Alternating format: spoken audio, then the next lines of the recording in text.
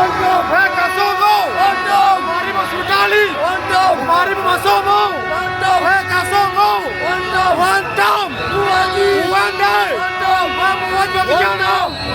Kasongo, muizi, ondoke kabisa, hatukutaki, muizi, umeiba hospitali, umeiba shule, muizi, ende kabisa. Naam, ni baada ya mkutano wa DCP Nakuru ambao ulihudhuriwa na halaiki ya wananchi wa Nakuru. Umekwisha kufanyika mkutano wenyewe, na sasa ukiangalia watu wanatawanyika, wanaelekea majumbani.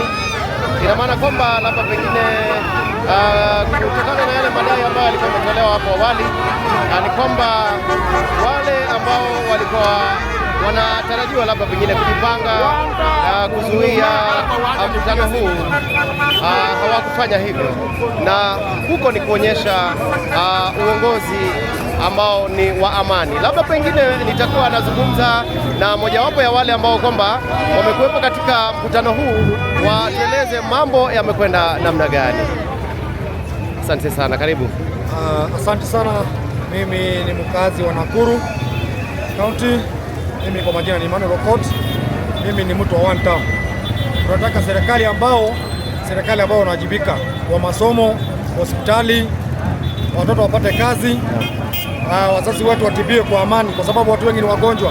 Kuna kansa, kuna sukari, kuna hii blood pressure imezidi sana. Serikali ya Kenya kama inataka sisi tuende Singapore, jambo la kwanza asingatie environment.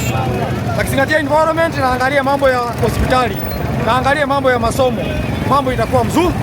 Lakini kwa sasa sisi tumeumia wote, sehemu zote, tabaka wote, sisi wote tumeumia. Tunaomba serikali ambayo itakuja ya DCP ili iweze kusaidia jamii yote, kutoka Wakenya wote wasaidike. Hatutaki corruption. Jambo la kwanza kwa hii serikali ni corruption, imezidi sana. Tunaomba corruption iweze kuangaliwa kipao mbele, na hospitali iangaliwe, na hii environment iangaliwe, alafu tuweze kufika Singapore. Labda pengine kulingana na mkutano wa leo na kile ambacho kilikuwa kimetajwa ya kwamba labda pengine kuna wale ambao walikuwa wanajipanga kuja kuharibu mkutano wenu, mambo imekuwa sawa ama kulikuwa na mshike mahali? Mambo kabla hapo, masaa kabla mheshimiwa Rigathi afike hapa, kulikuwepo na wale ambao walikuwa wametumwa kidogo, ambapo walikuwa wamejitokeza kabla mheshimiwa kufika.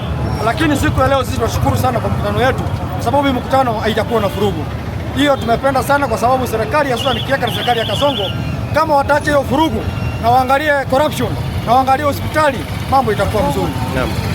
Asante sana. Asante sana. Thank you. Kwa majina ni Magdalene Modhoni Mwangi, mkaaji wa Eastgate.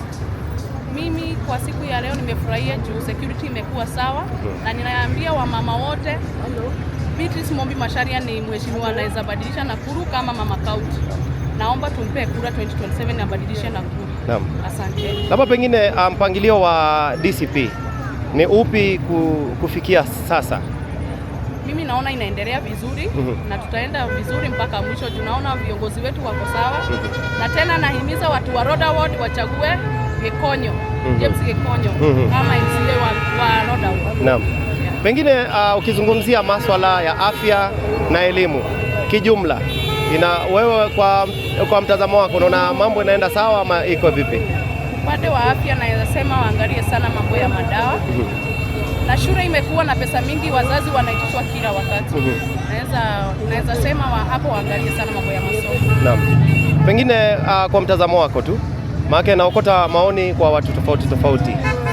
Ukilinganisha SHA na NHIF, ipi ambayo labda pengine ungetaka serikali ambayo kwamba inatengenezwa iweze kuzingatia? Mambo ya NHIF endelee, irudishwe, wakiingia warudishe mambo ya NHIF. Naam. Asante sana. Thank you. Yes, kwa majina mimi naitwa Samuel Kamau. Naomba utuambie kutokana na mkutano wa leo, nyinyi kama vijana, manake nikiwaangalia naona bado nyinyi ni vijana barubaru. Mko mmejipanga vipi? Labda pengine kuna mambo ambayo mlikuwa nayo labda pengine haikuweza kuangaziwa leo? Sisi kama vijana kuja kwa hii mkutano ya siku ya leo ya Rigathi Gachagua, hope ameongelea mambo yetu mingi, tuko na masuala mingi kuhusu mambo yetu ameongelea. Tunafurahia Rigathi Gachagua na United Opposition wameweza kufika Nakuru.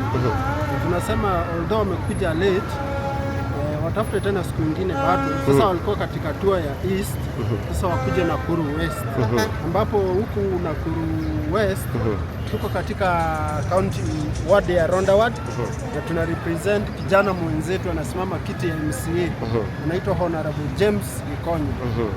Huyo ndio tunataka apite na hiyo kiti ya MCA. Naam. Labda pengine huyu Gikonyo ni mambo gani ambayo mngemtuma yeye ikiwa labda pengine atafanikiwa kuwa mjumbe wenu? Akifanikiwa kuwa mjumbe wetu, kwanza hii area yetu ya Ronda Ward insecurity iko hali ya juu. Biashara hazifanyiki, ma street lights zimeporwa zote, zingine zinawaka, zingine haziwaki, na hizo ndizo zinachangia hali ya insecurity. So tunamuomba in case akichaguliwa atuangalie hiyo mambo ya street lights. Street lights ndio zinaleta insecurity katika Nakuru West. Naam. Labda pengine ukitoa madai, lazima uwe na solution. Pengine kuna mambo gani ambayo ungependa wewe kupendekeza kama kijana katika yale ambayo umetaja ya insecurity? Mimi kama kijana, huyu kiongozi wetu kuna vitu wanasema, tusikuwe wa kwanza ku-criticize vijana wapigwe risasi, yet hatujawapea kitu ya kufanya. Tutafute kitu ya vijana tunaweza keep busy, ndio wakikataa hiyo wasiseme ati hawakuambiwa. Tuwapee kitu ya kufanya, ndio in case wakikataa, sasa it will be on their own. Okay.